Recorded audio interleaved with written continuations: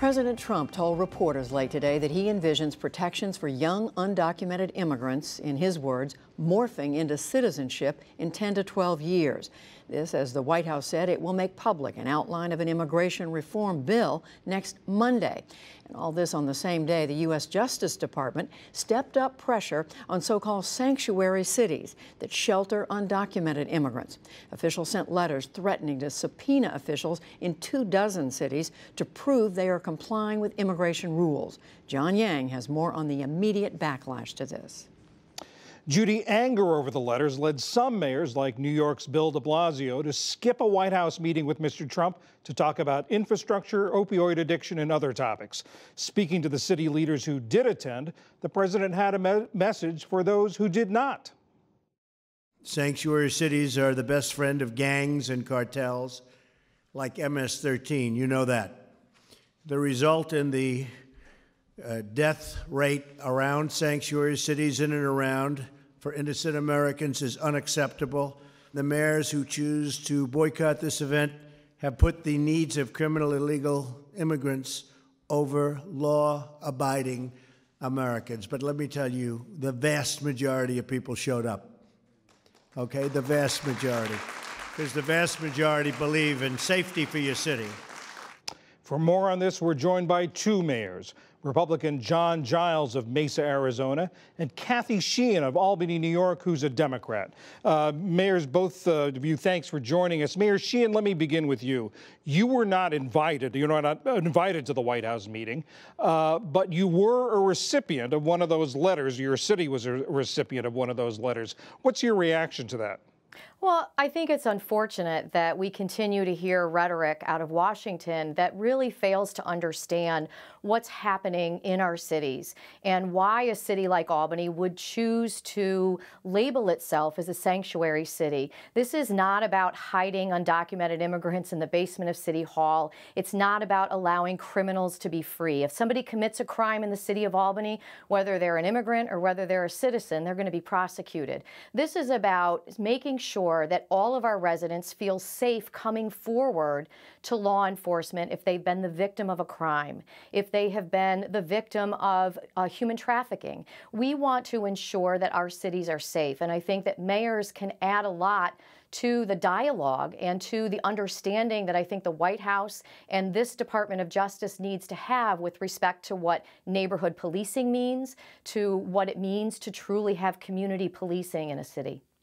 Mayor Giles, you were invited and you did attend that meeting at the White House. Explain to us your policy in Mesa about how you cooperate with the federal authorities on illegal immigrants, people who are in the country illegally, and also address what Mayor Sheehan just talked about the relationship between the police and the citizenship, or the people in your city. Sure. Well, it would not be fair to say that Mesa is a sanctuary city in any way. We do cooperate with ICE and with immigration enforcement. Whenever we have folks that have been arrested due to some sort of violent crime that has resulted in their being put into our holding cells, we do make that information available to ICE, and occasionally, it's several times during the year, ICE will come by our holding facility, and so we do cooperate in that way. Some things we do have in common, however, with the mayor of Albany is that we are a border town, well, not a border town, but we're a border state, and so we have a large amount of immigrants in our city, and we do our very best, particularly our police department, to work in a good way with those folks to help them feel comfortable, to know that we are a welcoming and diverse city, and by all means we let them know that if they are ever the victims of a crime, that they have nothing to fear by calling local law enforcement, that we are not aggressively enforcing immigration laws. However, when folks are caught up in the system and they're placed into our jail facility, that information is shared with ICE.